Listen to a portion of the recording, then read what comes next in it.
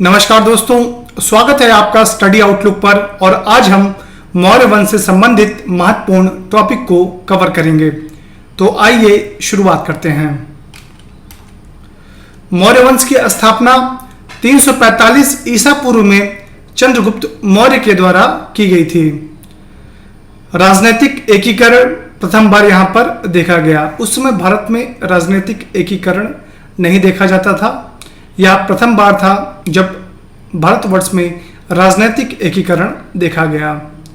इस वंश के शासनकाल में गणतंत्रात्मक शासन व्यवस्था का पतन प्रारंभ हो गया। तो यह जो राजवंश था काफी मजबूत था, इस वजह से जो गणतंत्रात्मक शासन था वह कमजोर हो गया था। चाणक्य को द्विज सर्व की संज्ञा पुराणों में दी गई थी। तो कभी एग्जाम में पूछता है चाणक्य को द्विज सर्व की संज्ञा कहाँ दी गई थी। तो दोस्तों यह संज्ञा चाणक्य को पुराणों में दी गई थी। कौटिल्य ने सप्तांग सिद्धांत दिया, जिसके अंतर्गत राजा, दुर्ग, मंत्री, जनपद, मित्र, कोश, सेना आदि का विवरण प्रस्तुत किया गया। दोस्तों इसको याद रखिएगा। सप्तांग सिद्धांत के अंतर्गत कौन कौन आता है? राजा आता है, दुर्ग आता है, मंत्री आता है, जनपद, मित्र, कोश, सेना। सेंडोकोट्स की उपाधि जस्टिन के द्वारा चंद्रगुप्त मौर्य को दी गई थी। तो चंद्रगुप्त मौर्य को सेंडोकोटस की उपाधि किसके द्वारा दी गई थी? तो जस्टिन के द्वारा चंद्रगुप्त मौर्य को सेंडोकोट्स की उपाधि दी गई थी। इस उपाधि की पहचान किसके द्वारा की गई थी? तो दोस्तों इस उपाधि की पहचान विलियम जोन्स के द्वारा की गई थी। तो जो सेंडोकोट्स है यह उपाधि चंद्रगुप्त मौर्य को दी गई थी। और किसके द्वारा दी गई थी? जस्टिन के द्वारा। और इस उपाधि की पहचान किसके द्वारा की गई दोस्तों? तो विलियम जोन्स के द्वारा इस उपाधि की पहचान की गई। चाणक्य ने घनानंद को हराकर मौर्य वंश की स्थापना में महत्वपूर्ण योगदान दिया था। तो घनानंद दोस्तों नंद वंश से संबंधित था और इसी को हराकर मगध पर मौर्य वंश की स्थापना हुई थी। चाणक्य की राजनीति से संबंधित किताब है जिसका नाम अर्थशास्त्र है। मौर्य वंश का संस्थापक चंद्रगुप्त मौर्य जैन धर्म को अपनाया था। तो चंद्रगुप्त मौर्य ने जो धर्म अपनाया वो कौन सा था दोस्तों? तो उस धर्म का नाम था जैन धर्म। चंद्रगुप्त की शिक्षा भद्रबाहु के द्वारा प्रदान की गई थी। तो चंद्रगुप्त को शिक्षा किसने दी थी दोस्तों? भद्रबाहु के द्वारा चंद्रगुप्त को शिक्षा प्रदान की गई थी। चंद्रगुप्त मौर्य ने सेल्यूकस निकेटर को हराकर उसकी पुत्री से शादी कर ली थी और 4 प्रांतों को भी प्राप्त किया था, जिनके नाम क्रमशः मकरान, हेरात, काबुल, गांधार हैं। तो दोस्तों चंद्रगुप्त मौर्य ने पहले सेल्यूकस निकेटर को हराया, फिर उसकी पुत्री से शादी की, साथ ही साथ 4 जो प्रांत थे उनको भी प्राप्त किया, जिनके नाम मकरान, हेरात, काबुल और गांधार थे। मेगास्थनीज दोस्तों चंद्रगुप्त मौर्य के दरबार में रहता था। और दोस्तों एपियानस ने चंद्रगुप्त मौर्य और निकेटर के बीच युद्ध का वर्णन किया था। तो कभी एग्जाम में अगर पूछा जाता है कि चंद्रगुप्त मौर्य और निकेटर के बीच जो युद्ध हुआ था उसका वर्णन किसके द्वारा किया गया है दोस्तों? तो एपियानस के द्वारा इसका वर्णन किया गया है। यह युद्ध चंद्रगुप्त मौर्य और निकेटर के बीच में हुआ था, सेल्यूकस निकेटर के बीच में। प्लूटार्क ने बताया दोस्तों चंद्रगुप्त मौर्य के द्वारा 500 हाथी ही सेल्यूकस निकेटर को दिए गए थे। तो किसने बताया दोस्तों कि 500 हाथी चंद्रगुप्त मौर्य के द्वारा सेल्यूकस निकेटर को दिए गए थे? प्लूटार्क। चंद्रगुप्त मौर्य ने संलेखना द्वारा 298 ईसा पूर्व में श्रवण बेलगोला में मृत्यु को प्राप्त किया। तो चंद्रगुप्त मौर्य की मृत्यु कैसे हुई थी दोस्तों? चंद्रगुप्त मौर्य की मृत्यु संलेखना के द्वारा 298 ईसा पूर्व में श्रवण बेलगोला नामक स्थान पर हुई थी। और श्रवण बेलगोला नामक स्थान कहाँ पर है? यह कर्नाटक में स्थित है। चंद्रगुप्त मौर्य ने साम्राज्य का विस्तार व विखंडन 4 प्रांतों में किया था, किंतु अशोक ने प्रांतों की संख्या बढ़ाकर 5 कर दी। तो एग्जाम में कभी पूछता है कि अशोक के समय प्रांतों की संख्या कितनी थी। तो दोस्तों अशोक के समय प्रांतों की संख्या 5 थी, किंतु अशोक से पूर्व प्रांतों की संख्या 4 थी। अमित्रघात के नाम से जाने जाने वाले बिंदुसार मगध के सिंहासन पर बैठा। तो चंद्रगुप्त मौर्य के बाद कौन सिंहासन पर बैठा? बिंदुसार, और इसे अमित्रघात के नाम से भी जाना जाता है और यह आजीवक संप्रदाय को मानता था। पुराणों में इसे भद्रसार जैसे शब्दों से भी संबोधित किया गया है। तो कहां पर बिंदुसार को भद्रसार जैसे शब्दों से संबोधित किया गया है? तो पुराणों में बिंदुसार को भद्रसार जैसे शब्दों से संबोधित किया गया है। स्ट्रैबो ने बताया दोस्तों कि एंटियोकस जो राजा था उसका जो दूत था डायमेकस, वो बिंदुसार के दरबार में गया था। तो दोस्तों ध्यान रखिएगा, किसने बताया था? स्ट्रैबो ने बताया कि भैया जी एंटियोकस का दूत जिसका नाम था डायमेकस, वह बिंदुसार के दरबार में गया था। ठीक है दोस्तों, ध्यान रखिएगा, स्ट्रैबो ने बताया कि एंटियोकस जो कि राजा था सीरिया का, इसका एक दूत था डायमेकस जो कि बिंदुसार के दरबार में आया था। एथेनियस बिंदुसार एंटियोकस से सोमरस अंजीर दार्शनिक। ठीक है दोस्तों, तो इसका मतलब क्या है? इसका मतलब यह है कि एथेनियस ने बताया कि बिंदुसार ने एंटियोकस, अभी आपने ऊपर सुना ये एंटियोकस से किन किन चीज़ों की मांग की थी? सोमरस, अंजीर और दार्शनिक की। ठीक है दोस्तों, तो याद रखिएगा जहां दारू की बात आती है या सोमरस की बात आती है तो इसके बारे में किसने बताया? तो एथेनियस ने बताया। ठीक है दोस्तों, आप इसको एथेनियस को आप एप्पल समझ लीजिए और इसको ट्रिक बता रहा हूँ जैसे याद रखने की कि एथेनियस याद रखिएगा जब भी सोमरस अंजीर की बात आएगी। और किसके द्वारा है दोस्तों, किससे मांगा था बिंदुसार ने? तो एंटियोकस से इसकी मांग की थी। आइए आगे बढ़ते हैं। सुभद्रांगी का पुत्र अशोक। तो अशोक की माता का नाम क्या था? सुभद्रांगी था। मगध के सिंहासन पर बिंदुसार के बाद बैठा था और मगध के सिंहासन पर बैठने से पूर्व अशोक उत्तरापथ प्रांत और अवंती का कुमार भी बन चुका था। किन किन स्थानों पर या कुमार बन चुका था दोस्तों? तो यह उत्तरापथ और अवंती का कुमार मगध के सिंहासन पर बैठने से पूर्व बन चुका था।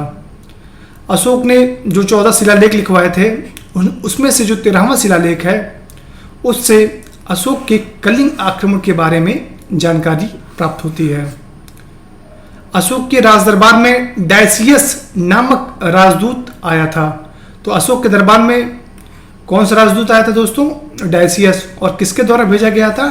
टालमी के द्वारा। इसे हम फिलाडेल्फस सेकंड भी कहते हैं। ठीक दोस्तों, तो डायसियस किसके समय पर आया था दोस्तों? अशोक के समय पर आया था, अशोक के राजदरबार में आया था। और किसके द्वारा भेजा गया था? टालमी या फिलाडेल्फस सेकंड के द्वारा। अशोक के अभिलेखों से युक्त के बारे में जानकारी मिलती है दोस्तों। यहाँ युक्त ध्यान रखिएगा, युक्त एक शब्द है जिसके बारे में जानकारी मिलती है, जो कि केंद्रीय जो प्रशासन होता था वो जो स्थानीय प्रशासन होता था उनके बीच की कड़ी थे। तो युक्त कौन थे दोस्तों? केंद्रीय प्रशासनिक प्रणाली और स्थानीय प्रशासनिक प्रणाली के बीच की कड़ी को युक्त कहते थे। निग्रोध की वाणी को सुनकर बौद्ध धर्म के प्रति अशोक की आस्था बढ़ी और उसने बौद्ध धर्म स्वीकार कर लिया। अशोक को बौद्ध ग्रंथ की दीक्षा उपगुप्त नामक साधक के द्वारा दी गई थी। तो दोस्तों अशोक को बौद्ध ग्रंथ की दीक्षा किसके द्वारा दी गई थी?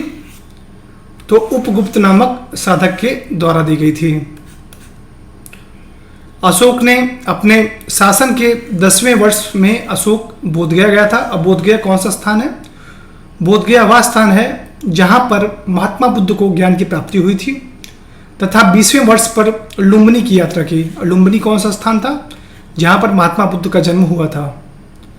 जब अशोक लुम्बिनी गया था तो उसने वहां पर जो कर था उसको 1/6 से घटाकर 1/8 कर दिया था।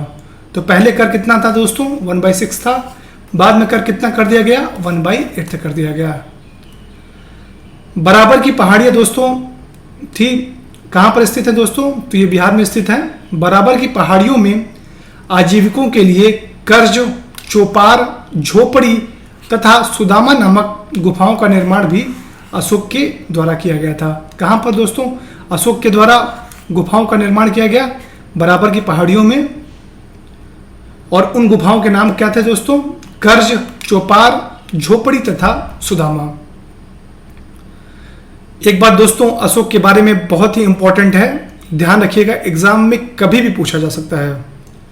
शिलालेख का प्रारंभ किसके द्वारा किया गया था, तो शिलालेख का प्रारंभ अशोक के द्वारा प्रारंभ किया गया था।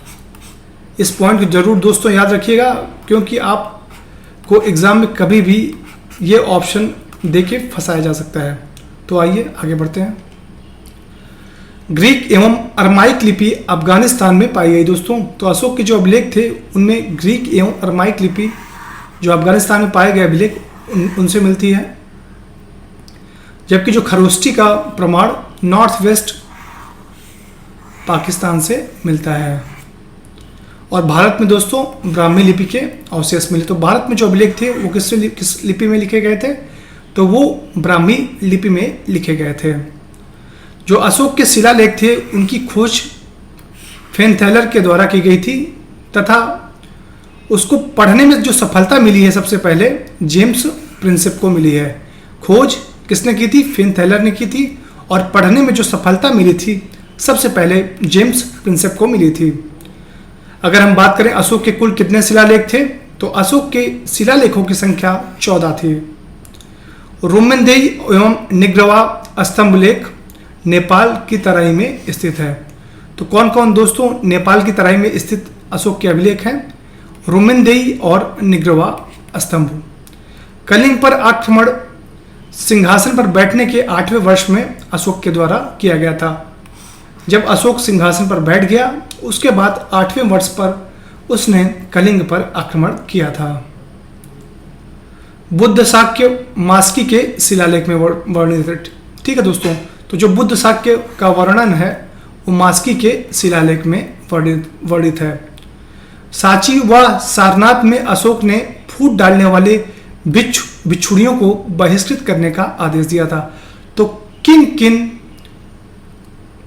स्थानों पर अशोक ने बिच्छुड़ियों को बहिष्कृत करने का आदेश दिया था, तो सांची व सारनाथ के शिलालेखों में अशोक ने जो फूट डालने वाले बिच्छू और बिच्छुड़ी थे उनको बहिष्कृत करने का आदेश दिया था। दुकुल व छौम जैसे कपड़ों का जिक्र भी मौर्य वंश में मिलता है।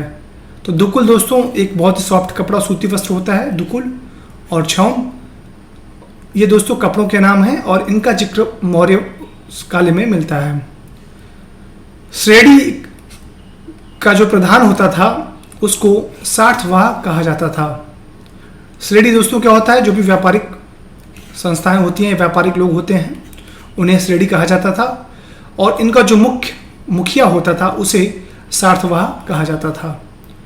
सोह गौरा व महास्थान अभिलेख से अनाज वितरण के बारे में जानकारी प्राप्त होती है। किन किन अशोक के किन किन स्थानों के अभिलेख से अनाज वितरण की जानकारी प्राप्त होती है दोस्तों, तो ध्यान रखिएगा, सोह गौरा व महास्थान अभिलेख से अनाज वितरण की जानकारी प्राप्त होती है। और यह अनाज वितरण किस समय किया जाता था दोस्तों, तो यह अनाज वितरण जैसे कभी अकाल पड़ गया तो उन परिस्थितियों में अशोक के द्वारा अनाज वितरण किया जाता था। घुमावदार कूप व पक्की ईंटों का प्रयोग सबसे पहले मौर्य काल में ही हुआ था। तो घुमावदार कूपों का व पक्की ईंटों का प्रयोग सबसे पहले मौर्य वंश में हुआ था। और मौर्य वंश के समय पर जो सिंचाई कर था उसे उदक मार्ग कहा जाता था। ठीक है दोस्तों, तो जो इरिगेशन टैक्स था इसे उदक मार्ग कहा जाता था। रामपुरवा स्तंभ पर दोस्तों वृषण बना हुआ है। जो नंदनगढ़ का अभिलेख है उसमें शेर की आकृति है। और सांची व सारनाथ पर 4 शेरों की आकृति है। दोस्तों ये बहुत इंपॉर्टेंट टॉपिक है और ये बहुत ही इंपॉर्टेंट पॉइंट भी साथ ही साथ है। जो रामपुरवा का स्तंभ है उस पर दोस्तों क्या बना हुआ है, वृषण बना हुआ है। नंदनगढ़ पर सिर्फ शेर की आकृति है, जबकि सांची व सारनाथ पर 4 शेरों की आकृति है। जो सांची व सारनाथ में अभिलेख प्राप्त हुए हैं उनमें 4 शेरों की आकृति है। एग्जाम में पूछ सकता है कि 4 शेरों की आकृति किन किन स्थानों पर पाई गई है।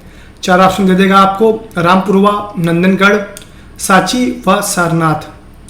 तो दोस्तों इसमें जो सही आंसर होगा सांची व सारनाथ, जहां पर 4 शेरों की आकृति है, जबकि नंदनगढ़ में सिर्फ 1 शेर की आकृति देखी गई है। एरियन के द्वारा चंद्रगुप्त के राजप्रसाद को खूबसूरत बताया गया था। तो जो चंद्रगुप्त मौर्य का राजमहल था उसकी खूबसूरती के बारे में किसने बताया था? एरियल नहीं दोस्तों, एरियन है, ध्यान रखिएगा। एरियन ने बताया कि जो चंद्रगुप्त का महल है काफी खूबसूरत था।